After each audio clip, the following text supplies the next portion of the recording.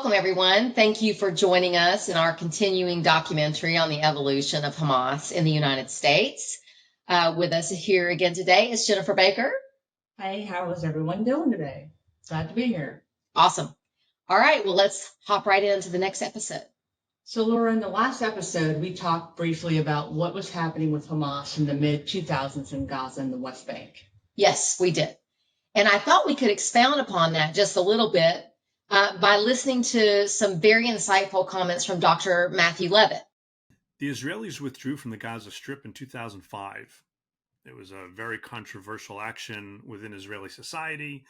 But they did it. They removed all the settlements. They removed all the military bases. And so after 2005, there's actually no occupation of Gaza per se. In 2006, the Palestinian Authority held elections. And the problem with this wasn't that elections are bad, of course, but rather that democracy is not elections. Democracy is civil society. And you hold successful elections on the foundation and the basis of an effective civil society. That didn't exist at the time within Palestinian territories of the West Bank and the Gaza Strip. And so what happened was that the Fatah party that was dominant in the Palestinian Authority, Yasser Arafat's party, was by this point notoriously corrupt. On top of that, they were competing against themselves. So in each municipality, 3, 4, 5, 7, 8 Fatah guys would run and one Hamas guy would run. And so Fatah would split that portion of the vote, that constituency's vote, and Hamas would win with 20-something, 30-something percent of the vote. In one town, I think it was called Kilya in the northern West Bank, a guy that was in prison and never campaigned, never did anything, but he was the only guy for Hamas in the ballot, won the election there. This led to a short-lived national unity government. And it was no surprise that it was short-lived because it was a Hamas-dominated government. Hamas did best in the elections, so it put together what was supposed to be technocratic government, but it set out to undo the Palestinian Authority's security cooperation with Israel. It set about to undo the trajectory towards a two-state solution, trying to portray Israel as the enemy of all Palestinians, and therefore trying to seek a single Islamist Palestinian state in all of what it considered historic Palestine. I know this because, separate from all the other evidence that's out there, after Hamas took over the Gaza Strip by force of arms in 2007, remember, this is not force of arms against the Israelis. They left in 2005. This is force of arms against fellow Palestinians, shooting fellow Palestinians, throwing fellow Palestinians off of rooftops. I've met senior Palestinian Authority security officials, asked them, will there be reconciliation between you and Hamas? Because this came up periodically every couple of years. And I've had, senior Fatah security officials say to me, the only reconciliation I have with Hamas is to throw them off of a building as they did to my cousin, as they did to my brother, this type of thing.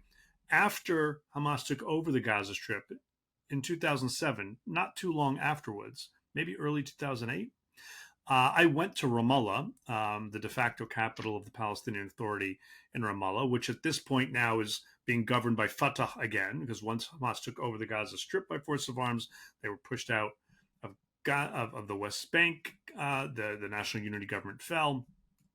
And I met in one meeting together with a woman who was the head of charity oversight for the Palestinian Authority Ministry of Interior, and the deputy minister of Awqaf, the deputy minister for the ministry that oversaw the religious endowments, the Waqf. The two of them together were overseeing charities and zakats and the interrelationship between them, which you've been discussing throughout the podcast. And they gave me case after case after case of the way Hamas was just creating fake entities to be able to finance Hamas stuff. So there was a jam factory that was getting money, but when they went out to find this jam factory, the street ended and the town ended, and there's like a cliff, and the numbers don't go on down the cliff. There was no jam factory. There was a gym that was getting money. It had Hamas posters all over the place, and it was a gymnasium, but it was a place where kind of pro-Hamas people went to work out and get strong to be able to fight. And they documented for me the ways in which Hamas tried to change the Palestinian Authority from the inside during that briefly held national unity government. At this point in 2007, tensions within the Palestinian political community are very, very tense because there was this fighting by Hamas taking over the Gaza Strip. That's very interesting. And in the last episode, we also spoke about the HLF trial and that the groups like CAIR were identified in that trial as co-conspirators with the HLF in providing support to Hamas. Yes, we did. What was CAIR's response to that? Well, they denied the allegations and filed a claim against the government stating that that this whole identification of them as a co-conspirator was a mere political trick and not acknowledging that it was an evidentiary, issue that had to be litigated. They were lobbying allegations against the government and the FBI and saying that this prosecution of this terrorist front was a mere political issue and not a terrorism prosecution. But meanwhile, they were also attempting to use the FBI to make themselves appear legitimate. And how did they do that? Well, they sought the prestige of attending FBI training events and conferences and other government events, holding themselves out to the public as a legitimate civil rights organization and a partner with the U.S. government. All the while, they were continuing their narratives in the Muslim community that disparaged the war on terror. And did the FBI realize this? Yes, reporting indicates that the FBI attempted to disengage from CAIR on an official level. CAIR had worked its way into various levels of government where it was providing so-called training to law enforcement on issues of Islamophobia, where it actually attempted to normalize its narrative and rhetoric, but it also used these relationships to boast about its legitimacy within its own community. And how did they respond to this disengagement? Well, they opposed the disengagement because they wanted to use the government as, to help them promote their so-called legitimacy. And they rallied with others and partnered with others in this opposition. They published a press release where they stated that the FBI's actions would result in a number of major Muslim community organizations ending their partnership with the FBI. So threatening to kind of wield their influence in the Muslim community to turn them against the FBI because the FBI was disengaging from them. And did they completely cut off contact?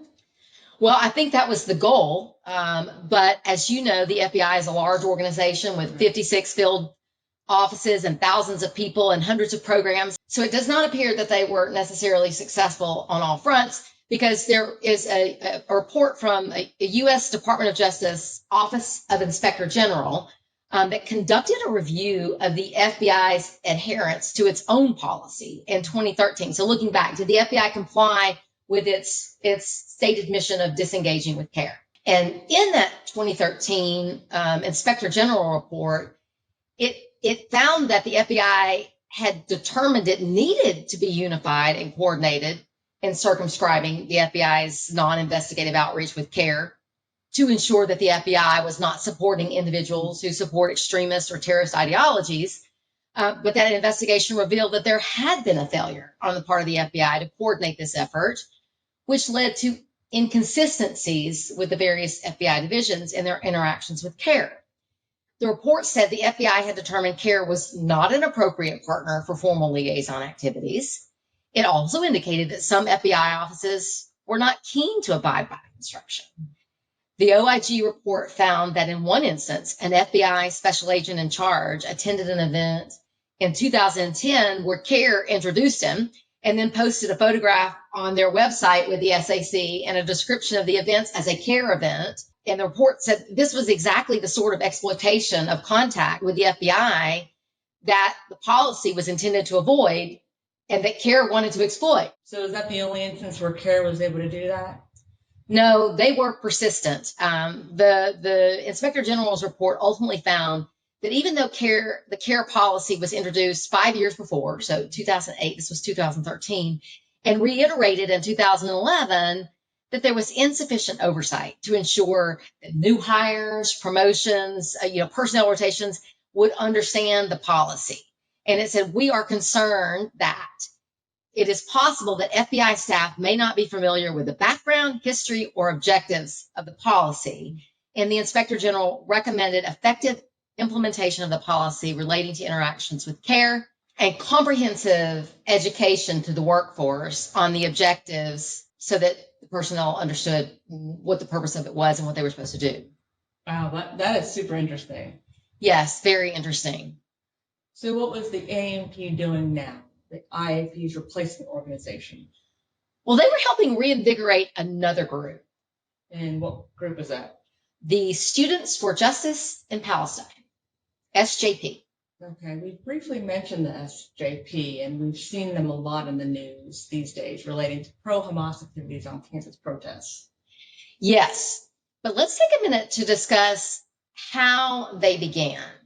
In the early 2000s, a man named Hatem Bazian attended UC Berkeley to obtain his PhD, I think it was in philosophy and Islamic studies, and reportedly founded the first chapter of the SJP during that time. Other reporting asserts the SJP was originally founded earlier, but at least by this time, it was in existence. We've seen Bastian before in this podcast. Yes, he is the current chairman of the board for the Muslim Legal Fund of America, the entity that opened 16 days after the HLF was designated as a terror front, and one who defended the HLF against those terror allegations. Yes, that's right. He was also the co-founder of the AUP with Osama Abu Ashad. Is that right? Yes, exactly. And before we continue on the SJP's evolution, let's look back at that 1993 Philadelphia meeting where the leaders of the U.S.-based Hamas infrastructure plotted their agenda. Remember, we talked at length about that. Yes, let's do that. I remembered that they focused on student activism. Yes, at the meeting, they talked about how their student activism had been strong before, but had become weak at that time, which was 1993 again. And you'll recall that the U.S. Muslim Brotherhood got its start in student associations like the Muslim Student Association, the MSA, back in the 60s. I do recall us going into that. Well, these attendees talked about the need at that point, by 1993, to make students aware of their ideology at universities. And they said, quote, carrying out student activism in universities has almost decreased at our end. On the contrary, we must bring it back. Palestinian activism must become active in universities. And then CAIR co-founder and executive director Nihad Awad talked about the need to have internships for students at universities so that the interns, the students, could then come to them at the IAP to write or assist them in activism. And he also said encouraging activism between students and directing them to study media and political sciences. This was Nihad Awad, again, the current executive director of CAIR, talking about this need. Right. They were keenly aware of the importance of student activism to promote their agenda. Yes. And this was, in 1993. So by the early 2000s, the SJP, it was a small local chapter. It was a pro-Palestinian student movement.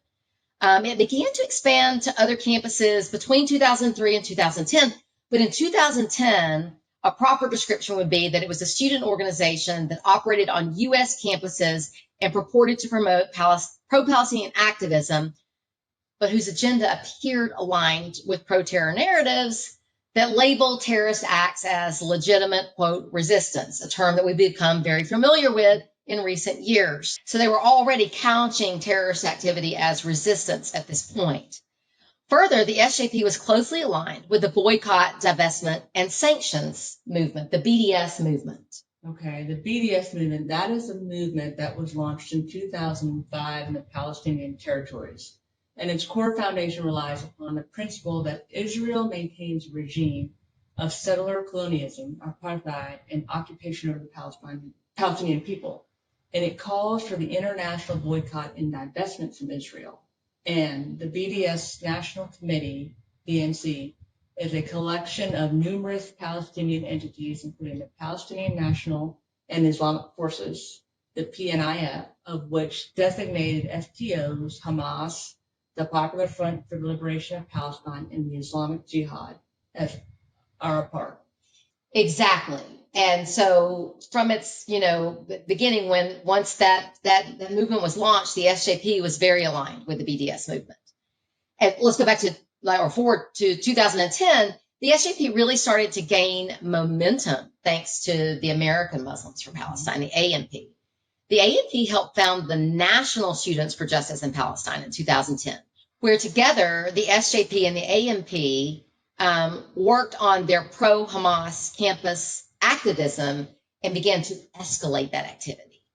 The SJP and NSJP they're not an official incorporated entity, likely by design to provide plausible deniability for their members' actions.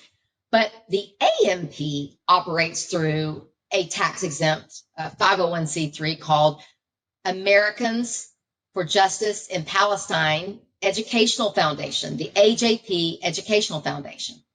And do we know who they receive their funding from? Well, the AJP Education, or AMP, their public filings with the IRS are not transparent. But examination of other related entities who have tax-exempt status shows that some of the AMP's funding comes from charity organizations here in the U.S., some even that are subject to current congressional scrutiny, like the United Hands for Relief and Development in Texas. Okay, and we have not talked about that group yet. No, we have not. Okay. But we will.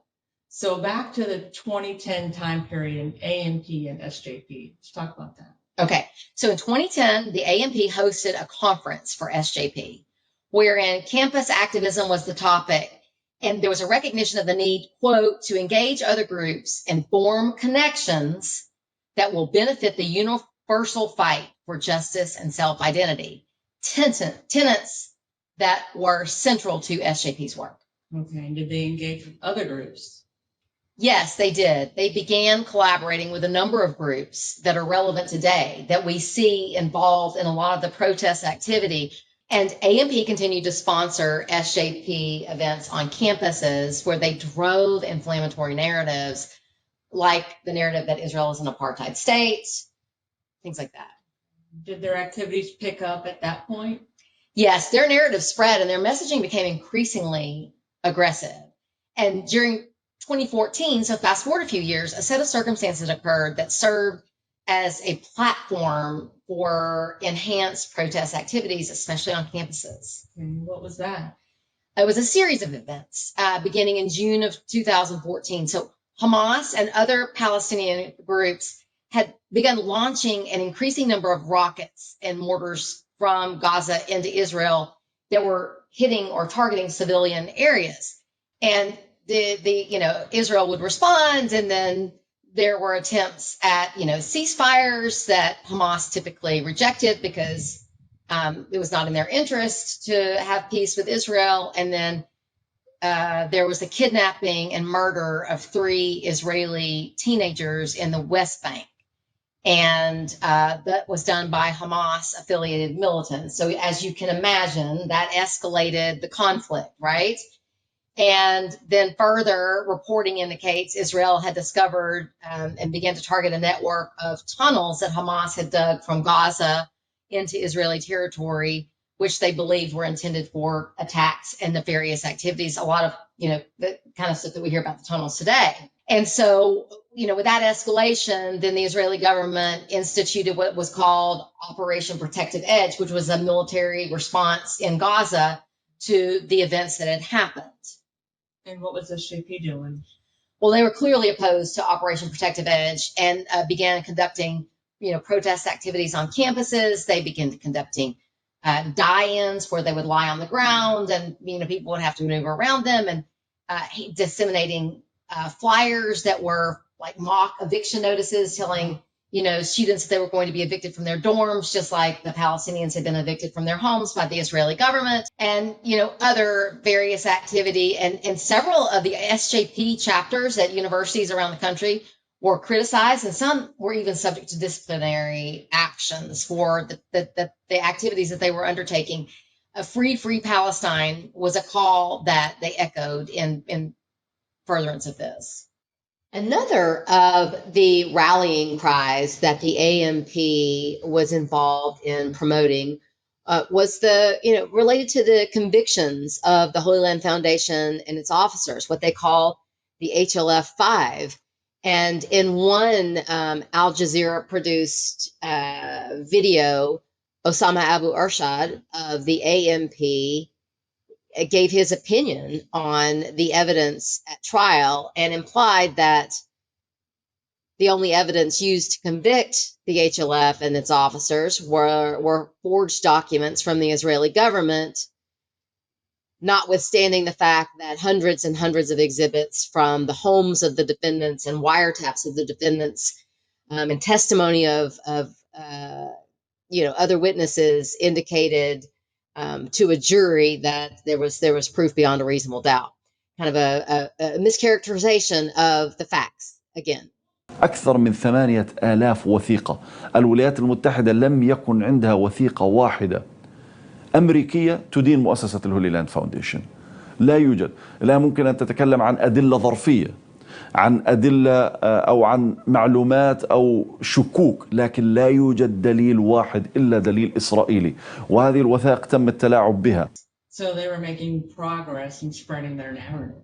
Yes, and in their collaboration with other groups, they were making progress, and they rallied behind the cause of a woman named Rasmia Odeh. And who is Rasmia Odeh? Well, it's a very interesting subject. She's got a very interesting background. So Rasmia Odeh was a key military operative with the Popular Front for Liberation of Palestine many years ago. In 1969, she orchestrated the PFLP bombing of a supermarket that killed 2 students in Israel. And she was convicted for this and her role in plotting of a separate bombing in Jerusalem. So many years ago, before even the first Intifada, she was sentenced to life in prison, but was later the subject of a prisoner exchange between Israel and the Popular Front for the Liberation of Palestine for an Israeli soldier that the PFLP had captured at the time. And despite her convictions as a terrorist operative, she migrated to the United States. But in her moving here, she failed to disclose the fact that she had been convicted of terrorist activity. And ultimately, the U.S. government discovered the truth. And in late 2013, put her into deportation proceedings for failing to disclose the terrorism convictions. And so groups that were aligned with PFLP here in the United States clearly were protesting the arrest and deportation of Rasmia Odeh. She wasn't actually deported until 2017 when the U.S. government deported her to Jordan. But so that's like a 3-year period where you had not only PFLP aligned groups, but your SJPs and AMP really rallying behind her as a heroine for the liberation of Palestine. And even today, Rasmia Odeh is known to virtually from abroad give lectures at universities where she's lauded as a hero and a political prisoner rather than an individual who plotted terrorist activities that resulted in the death of people. Wow, that's interesting. So we will get more deeply into Rasmia Odeh and the PFLP and the PFLP aligned groups that the SJP and AMP began to collaborate with, groups that ultimately will be relevant to what is going on in current times. But that will be the topic for another day. Great. Well, we'll see you next time. See you next time.